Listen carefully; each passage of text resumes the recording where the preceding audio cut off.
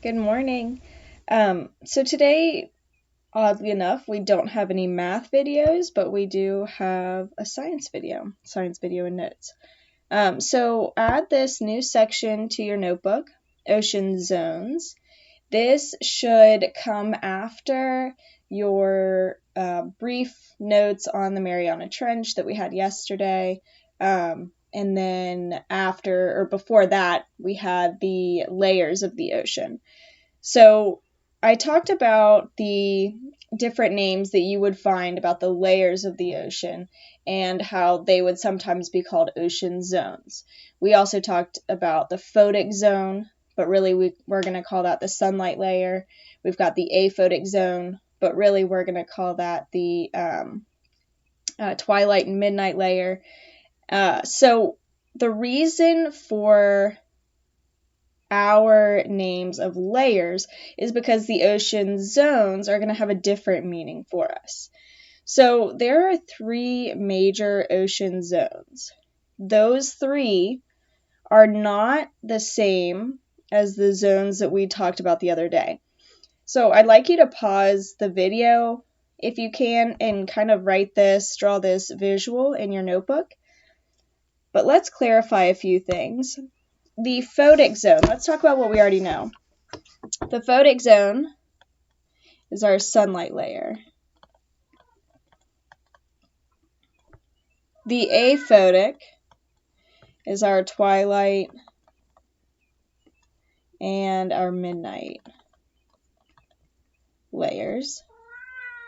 And then the abyssal zone is our abyssal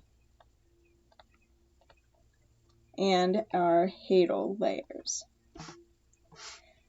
So, while they're called zones in some cases, for the sake of our notes and our differentiation of all of them, we're going to call those layers. But again, when you're doing your research next week, you might see photic zone, and that's the same thing as the sunlight layer. So just keep that in mind. But now our understanding of zones is going to come with the horizontal zones. So right here, these are vertical.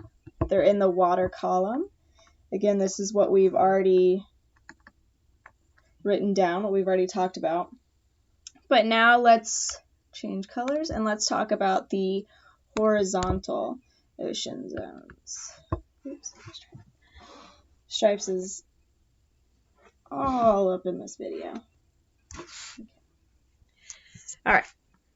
So, horizontal ocean zones are talking about the areas that if you were on a boat and you went out into the open ocean, those are the zones that we're going to reference. So the intertidal zone is the zone that is where high tide and low tide occur. So we talked about spring tide, neap tide, right? High and low, highest of the high, lowest of the low, and average. The intertidal zone is where all of that takes place. So this is the space between, B/W is between high tide and low tide. So this is the beach. When you think the beach, that's the intertidal zone. So if you get on a boat in the intertidal zone and then start driving out towards the open ocean, you'll hit the neritic zone. The neritic zone is as you're traveling out to sea.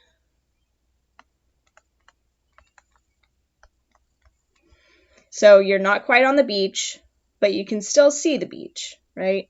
You're just traveling out. And then the oceanic zone, oceanic, think open ocean. And this is the farthest from shore.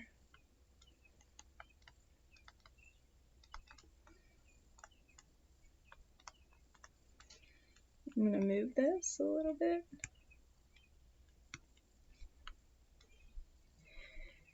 All right, so the water column is vertical. That holds all of the layers. The horizontal ocean zones are if you're getting on a boat and you drive out to the open ocean. Because there are different characteristics, just like the layers of the ocean are determined and categorized because of the different characteristics, the horizontal ocean zones are also categorized by different characteristics, right? There are different animals that live in the intertidal zone, think crabs, right? Anything on the beach, or kind of starfish, right? Anything in the intertidal zone, it's going to be very different than in the oceanic zone. In the oceanic zone, you'll have anything that lives in the open ocean.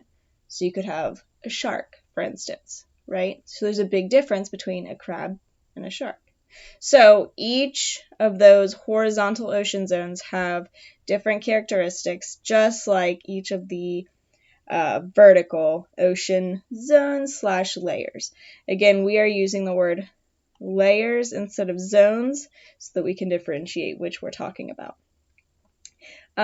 Knowing the depths, again, just like knowing the numbers with the layers of the atmosphere, it's important, but it's not something that I would ever test you on.